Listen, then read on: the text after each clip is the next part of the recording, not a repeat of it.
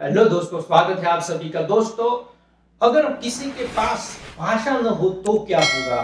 दोस्तों, जब भाषा का प्रयोग नहीं होता था तब लोग संकेतों के माध्यम से अपनी बात जो थे वो कहते थे।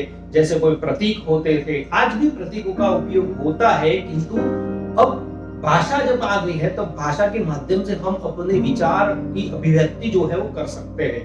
तो दोस्तों, प्रत्येक राष्ट्र की जो संस्कृति है, उसकी जो धरोहर है, उसको अभिव्यक्त करने का काम जो है वो भाषा करती है। यानी कि पूरे राष्ट्र में जो बोली जाती है या तो समझी जाती है, ज्यादा से ज्यादा लोग जिसे समझते हैं उसका प्रयोग करते हैं, उस भाषा को राष्ट्रभाषा कहा जाता है।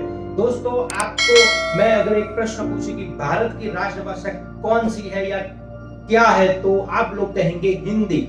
दोस्तों, बिल्कुल गलत उत्तर है। संवैधानिक तौर पर भारत देश की कोई भी राष्ट्रभाषा नहीं है, ये हमें समझ लेना चाहिए, क्योंकि हिंदी जो है वो राष्ट्र में ज्यादातर उपयोग में लाई जाने वाली भाषा है।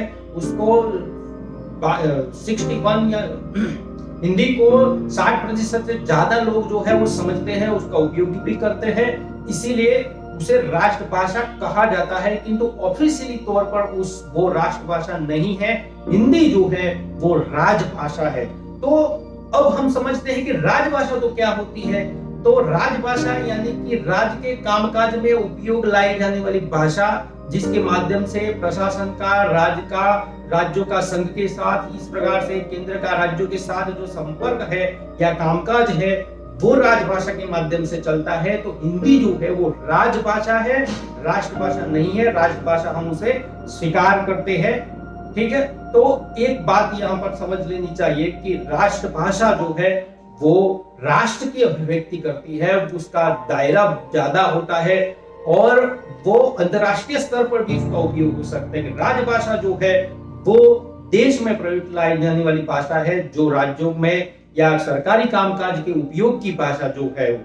और 14 सितंबर 1949 को संविधान की धारा 343 के तहत हिंदी को राजभाषा का दर्जा दिया गया और इसमें हम देख सकते हैं कि 22 भाषाएं और भी है जिनको राजभाषा का दर्जा दिया गया है। तो दोस्तों, मातृभाषा क्या होती है अगर ये समझते हैं, तो मातृभाषा मतलब कि जिस भाषा को हम जन्म से ही बिना सीखे बोल सकते हैं। जैसे कोई बच्चा है, वो ना कोई स्कूल में गया है या तो कहीं वो सीखने के लिए भी नहीं गया है, किंतु घर में जो है वो बोल सकता है। और क्योंकि वो परिवार में उस शब्दों को सुनता है, बार बार सुनता है, माता पिता या परिवार वाले जो भाषा में बात करते हैं उसे वो सुनता है, इसलिए वो बिना सीखे ही बोल सकता है, यानी कि वो मातृभाषा है। या मान लीजिए कि कोई गुजराती व्यक्ति है और बंगाल में रहता है, तो अगर वो परिवार में घर में आके जो बात करता है वो तो गुजराती में ही होगी। तो अगर वहां पर कोई बच्चा जन्म लेता है तो उसकी मदर टंग यानी मातृभाषा जो है वो गुजराती ही कही जाएगी। तो दोस्तों, राष्ट्रभाषा यानी कि राष्ट्र में ज्यादातर उपयोग में लाई जाने वाली या प्रयोग की जाने वाली भाषा और राष्ट्रभाषा है, जिसमें उसकी देश की संस्कृति, उसकी राष्ट्र की संस्कृति भी अभिव्यक्त होती है। उस साहित्य के माध्यम से भी होता है, सांस्कृतिक अभिव्यक्ति होती है। राजभाषा यानी कि राज्य के कामकाज में लाई जाने वाली भाषा, देश के न्यायालयों में, प्रशासन में जो उपयोग में लाई जाती है वह भाषा। तो हिंदी जो है वो राजभाषा है, न कि राष्ट्रभाषा। राष्ट्रभाषा का सम्मान हम उसको देते हैं, किंतु आज तक कई राजनीतिक कारणों के कारण वह राष्ट्रभाषा अभी तक नहीं बन पाई है। और मातृभाषा जैसे कि वो परिवार में बोली जाने वाली भाषा और उसका दायरा विस्तृत भी हो सकता है।